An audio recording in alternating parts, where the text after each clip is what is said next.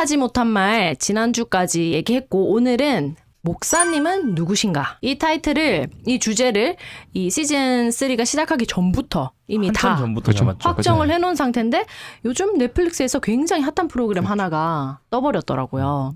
목사님은 이런 분위기, 그런 이런 뉘앙스. 분위기. 그런 뉘앙스의 약간 다큐멘터리인가?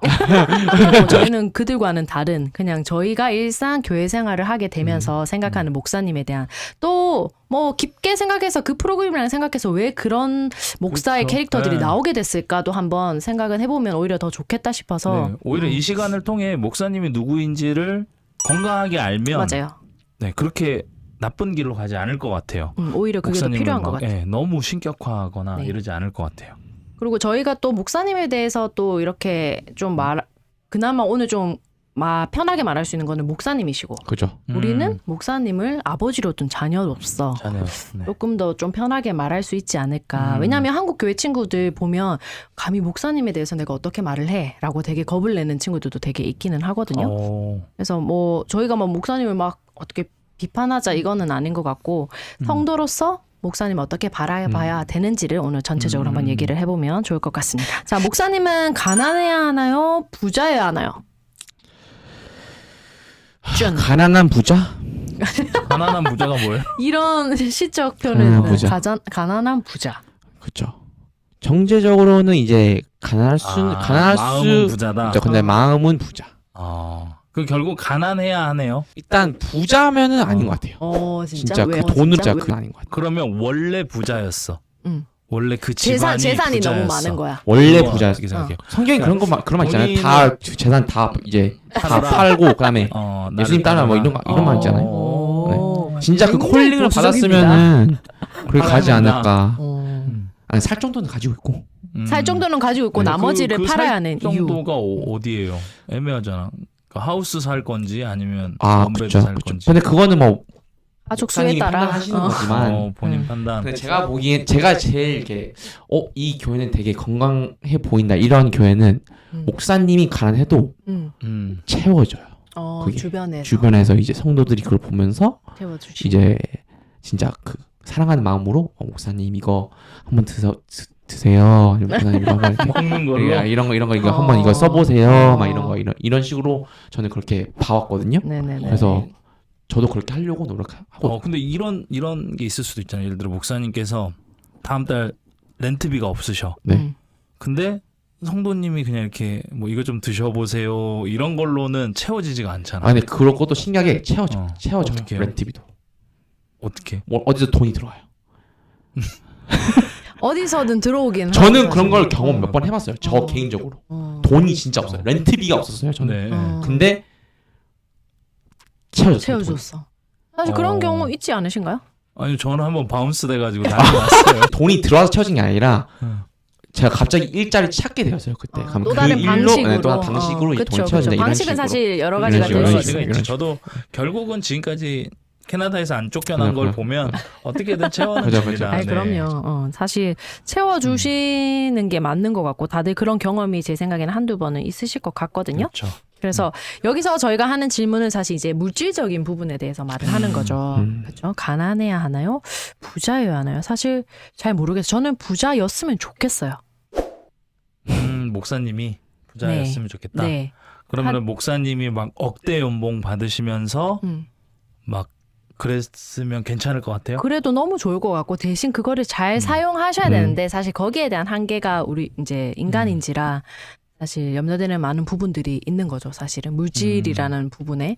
그래서 뭐 목사님들이 그런 거에 잘 넘어간다 뭐 이런 말은 아니지만 좀 나약해지실 수 있지 않을까라는 그쵸. 생각은 하죠. 근데 너무 막 좀 생활고에 시달리고 저희 부모님만 봐도 막 저희 어머니 진짜 힘드셨어요 사실. 그렇죠. 네. 사모님들이 사실 고생을 많이 네, 하시죠. 아버지는 엄청 거룩하셨고 목사님들 늘 말씀 준비하시고 기도하시고 사실 우리 어머니 진짜 힘드셨습니다. 마음은 늘 편하시죠. 네, 맞아요. 그래서 그런 거 생각하면 좀 풍족했으면 좋겠다라는 생각인데 또 하나님의 뜻이 있다라고 어머니는 항상 말씀을 하시니까 이제 그러려니 하고 저도 그냥 하고 있는데 부자였으면 좋겠다가 저는 이제 부자였으면 답이죠. 목사님. 이렇게 저는 사실 중간입니다. 가난해서도 안 되고 부자여서도 안 된다. 그래서 저는 제가 세운 기준이 있어요. 그 해당 나라의 GDP보다 살짝 아래. 살짝 아래. 네, 살짝 아래. GDP보다 살짝 위 아니고 살짝 아래. 살짝 아래. 오. 살짝 위보다는 아래가 나은 것 같아요. 그러니까 거의 그냥 그 평균 그 값으로 평균으로 살아간다. 살짝 밑에. 왜요? 왜 조금 아래예요? 조금 위일 수도 있는데. 맞아요. 조금 겸손해지기 위해. 그만큼 다 겸손해지기 위해서. 조금 더 겸손해지기 위해. 왜냐면 내가 평균 이상이야라고 생각하는 것보다 평균보다 조금 아래구나라고 생각이 좀 더 겸손해지지 않을까요? 근데 어쨌든 저는 이게 가난해도 문제가 생기고 부자여도 문제가 생기는 건 마찬가지인 것 같아요. 그래서 가난하면 이게 어떤 폐단이 있냐면 돈에 대해 약간 왜곡된 어떤 관점을 갖게 되더라고요. 그래서 이게 목회를 하다 보면 뭐 제가 막 엄청나게 오래 하거나 뭐 이렇게 다양한 경험을 한 건 아니지만 유혹의 순간들이 있어요.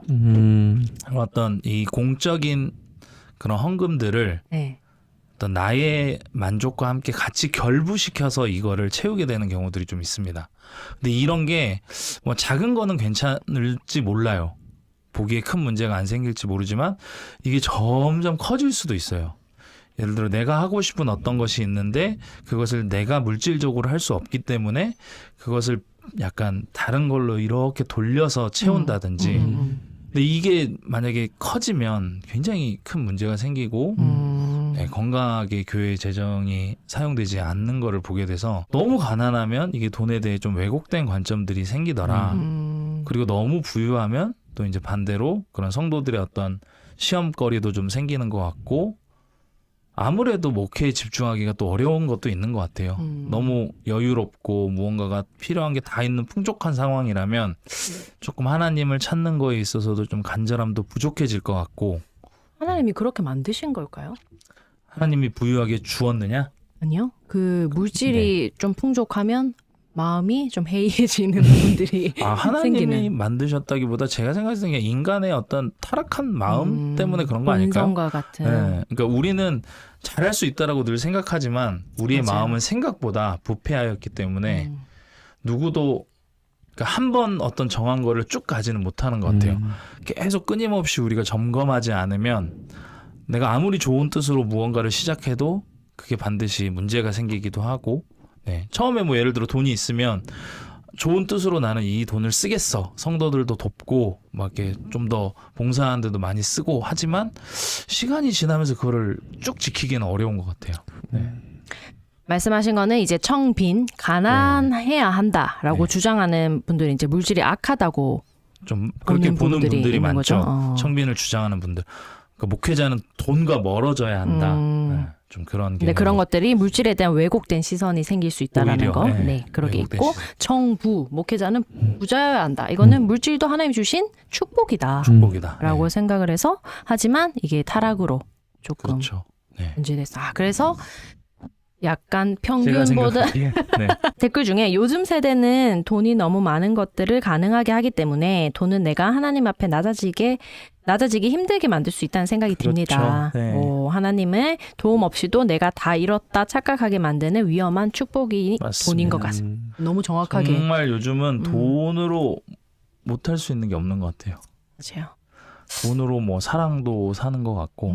그러니까 사실 목사님들은 우리에게 세상과 구별된 삶을 살아가라고 이제 항상 말씀을 하시는 분들에게는 또 너무 많은 분은 사실 악이 될 수도 있겠다라는 그렇죠. 생각이 들기는 그러니까 하네요. 위험성이 높은 거죠, 훨씬. 목사님은 특별한 존재인가요? 라는 질문이거든요. 그러니까 뭐 돌려 말하면 목사님은 신의 대리자인가요? 우리는 아까 처음에는 말했잖아요. 특별하냐? 뭐 이런 얘기 잠깐 해보기는 했잖아요. 구별된 자로서 이제 신의 대리자인가 이런 생각들을 하시는 분들이 있을 것 같기는 해요. 목사님 말엔 절대 복종. 틀린 말인 것 같습니다. 절대 복종은 그래서 제 말을 잘 안 듣는 거죠. 저희가 좀 안 듣긴 해요. 그렇죠?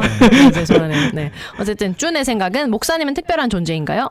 특별한 존재이긴 한 것 같아요. 선택받은 자. 목사님으로서 선택받은 자. 콜링을 받은 자. 특별하긴 해. 근데 거기까지만 특별한 거. 거기까지만. 이게 막 목사님으로서 이렇게 막 목사님 말이 더 맞는 말이다. 뭐 더 권리가 있는 말이다. 이런 건 아닌 것 같아요. 네, 근데 일단 콜링을 받았으니까 그걸 선택하는 거잖아요. 그래서 그거는 특별한 존재인 것 같긴 합니다. 저도 뭐 비슷한 맥락으로 특별하다라고 보단 굳이 따지자면 특수하다? 특수하다. 특별은 뭔가 막 스페셜하고 막 반짝반짝 빛나고 약간 이런 느낌이지만 그것보다는 약간 우리와는 조금 다른 직업이지 직업은 아니지만 어쨌든 존재이지 않을까라는 생각을 조금 하거든요. 목사님은 특별하세요? 저는 특별하다고 생각합니다. 하지만 목사만 특별하지 않다. 그래서 모든 그리스도인이 특별하다라고 생각합니다. 일단은 교회 안에서 뭐 성직자, 평신도 이렇게 나누는 거는 사실 좋은 개념이 아니에요. 이거는 그래요? 카톨릭에서 있는 개념이기 때문에 어떤 사제들, 특별한 사람들, 성직자, 그냥 평범한 흔한 사람들, 그래서 그들에게는 약간 말씀을 어떤 해석할 권리도 없고 이런 거는 사실 중세교회가 했던 일들이고 저희 개신교는 사실 그러한 것들에 어떻게 보면 반대해서 종교 개혁을 일으킨 사람들이기 때문에 그 개념을 계속 이어가는 거는 위험하죠. 네. 그래서 이제 루터 같은 경우는 모든 그리스도인들은 다 왕 같은 제사장이다라고 아예 선포를 했죠. 그 베드로전서에 있는 말씀을 가지고. 그래서 만인 제사장이다라고 얘기를 했습니다. 그래서 사실 우리가 교회 안에서 직분들을 좀 보게 되잖아요. 네. 그래서 지금 한국 교회는 조금 그 수직적인 구조가 있다 보니까 목사라는 존재에 대해서 가장 교회에서 탑으로 놓고 그 아래가 장로, 그다음에 집사, 그다음에 이제 일반 이런 식으로 좀 생각을 많이 하는 것 같아요. 근데 사실은 교회 성경에서는 직분은 2개거든요. 딱 2개. 장로와 집사. 근데 이 직분을 주는 이유는 그 사람들에게 어떤 감투나 혹은 뭐 역할을 주는 건 그게 아니죠. 아니라 기능적인 일을 하기 위해서 교회 안에서 교회 공동체 안에 여러 일들이 발생하는데 그 일을 하기 위해서 장로를 두고 집사를 둡니다. 그리고 장로 안에서는 저는 이제 장로교 전통에 있다 보니까 그 장로를 해석할 때에 2 장로로 나눕니다. 네. 가르치는 장로와 다스리는 장로. 그래서 흔히 우리가 아는 목사는 가르치는 장로의 역할이에요. 그리고 우리가 아는 장로님들은 다스리는 장로. 그래서 목사는 말씀을 연구하고 선포하고 이러한 역할들, 그리고 성례를 집례하는 이런 역할들을 하게 돼 있고, 다스리는 장로들은 그러한 말씀들을 바탕으로 이제 실제 공동체의 성도들을 다스리는 거죠. 그래서 치리한다라고 얘기하거든요. 그래서 뭐 교회에서 어떤 성찬을 참여하지 못하게 한다든지, 혹은 뭐 말썽을 피우면 이렇게 내보낸다든지 이런 것들의 권한들이 있습니다. 그리고 집사는 말 그대로 이제 실무진이죠. 실무진. 진짜 이 일을 하는 사람들. 네. 그래서 뭐 초대교회에서도 구제하고 이런 일들을 집사들이 다 소화했죠. 그럼 목사님은 특별한 존재처럼 여겨지는 이유는 뭘까요? 저는 아마 한국의 그런 유교 문화가 조금 작용을 한 것 같아요. 그럼 그래서 캐나다는 그런 게 전혀 수직적으로 없는. 이렇게 하는. 아무래도 서양은 조금 더 수평적이지 않나요? 그래서 한국보다는 한국보다는 더 조금 목사님들도 친구가 될 수도 있고 뭐 같이 그렇죠. 뭐 커피 한 잔도 할 수 있고. 근데 한국에서는 이제 목사님 집에 또 못 가고 막 이런 게 그렇죠. 있죠. 네, 아무래도 뭔가 목사님 그 계신 곳에 갈 때는 조금 더 막 맞아요. 나를 다듬어야 되고. 맞아요. 네. 요즘에도 그런가요? 뭐 요즘 잘 모르겠네요. 요즘 그래요.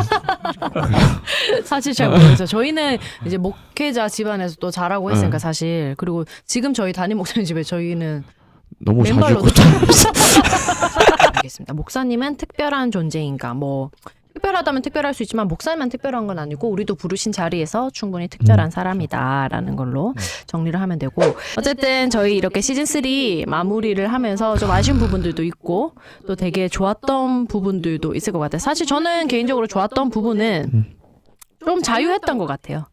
그래서 아쉬운 것도 좀 더 자유했으면 좋았을 수도 있겠다라는 생각이. 약간 내려놔라. 그렇죠. 근데 사실 저희의 스토리로는 사실 저희는 한계가 있는 것 같고, 그렇죠. 그래서 다음 시즌 때는 더 많은 분들이 함께 모여서 또 더 많은 이야기들 나눠볼 수 있으면 좋을 것 같거든요.